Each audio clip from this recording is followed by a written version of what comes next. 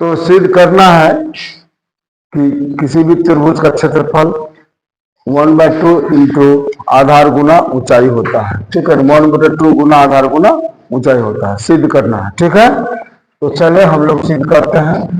तो एक हम यहाँ पर लेते हैं त्रिभुज। एक त्रिभुज बना लिए।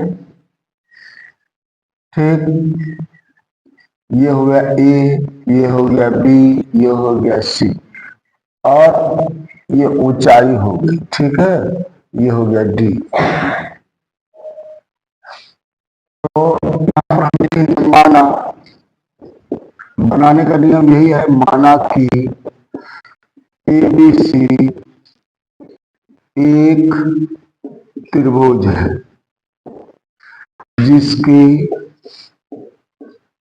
जिसकी ऊंचाई एडी है। तो सिद्ध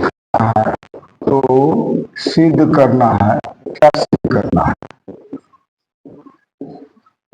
सिद्ध करना है कि त्रिभुज एबीसी का क्षेत्रफल बराबर 1/2 गुना आधार गुना ऊंचाई है।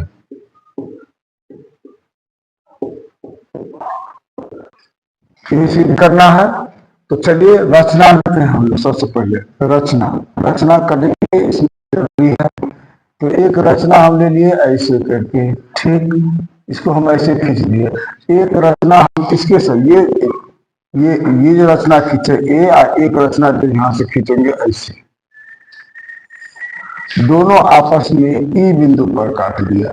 ठीक है, तो अब हो गया यहाँ से, अगर ये भुजा एबी का समांतर सीई खींच लिए तो ये दोनों समांतर हो गया, और एई के समांतर बीसी खींच लिए तो ये दोनों आपस में समांतर हुआ। ठीक ना।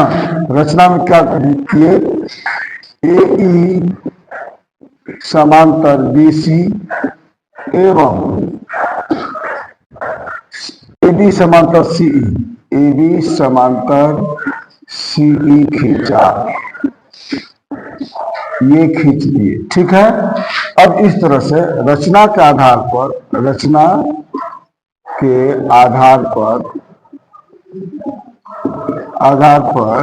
अब हो गया ए बी सी ई। रचना के आधार पर ए बी सी ई एक समांतर चतुर्भुज है,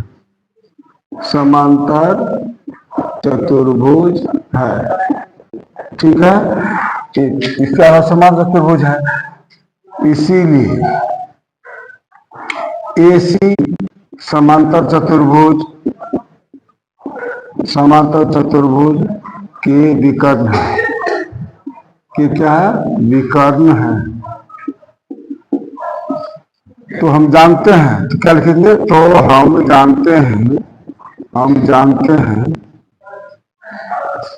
जानते हैं कि समांतर चतुर्भुज के विकर्ण दो बराबर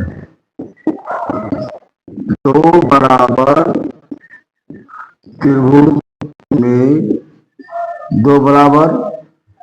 में नहीं, बराबर क्षेत्रफल वाले त्रिभुज में विभाजित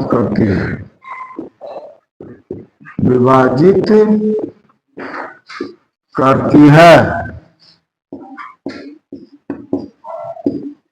इसीलिए समांतर चतुर्भुज का क्षेत्रफल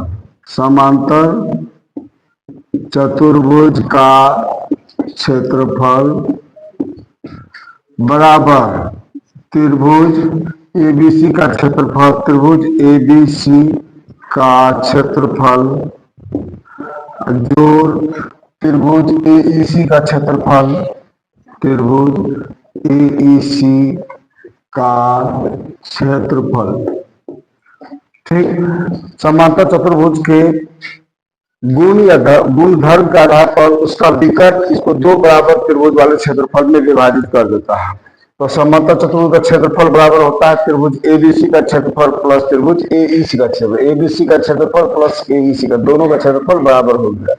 ठीक है, तो समांतर चतुर्भुज का क्षेत्रफल यहाँ क्या हो गया, बेस आधार गुना ऊंचाई। तो आधार क्या है, बीसी, बीसी और गुना ऊंचाई क्या है, एडी।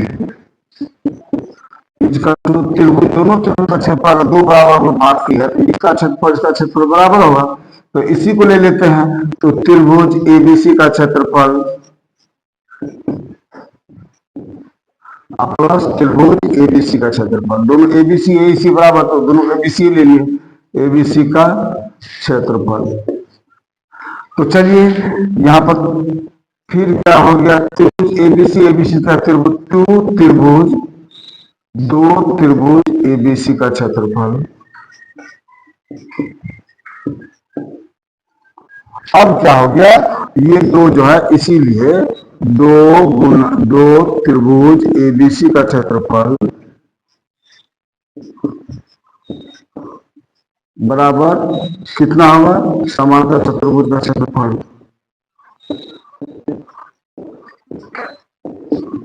समांतर चतुर्भुज का क्षेत्रफल हो जाता है।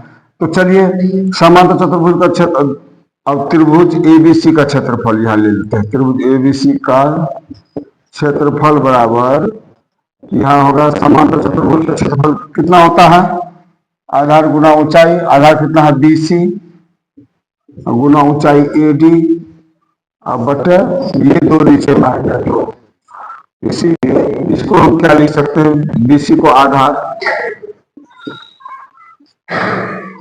गुना एडी को ऊंचाई बटे दो। इसीलिए त्रिभुज एबीसी का क्षेत्रफल, त्रिभुज एबीसी का क्षेत्रफल बराबर, ये दो को यहां लिख सकते हैं, 1/2 लिख सकते हैं, गुना आधार गुना ऊंचाई। यही हमको सिद्ध करना था, यही हम सिद्ध कर दिए। ठीक है, इसको ध्यान से आप लोग देखेंगे।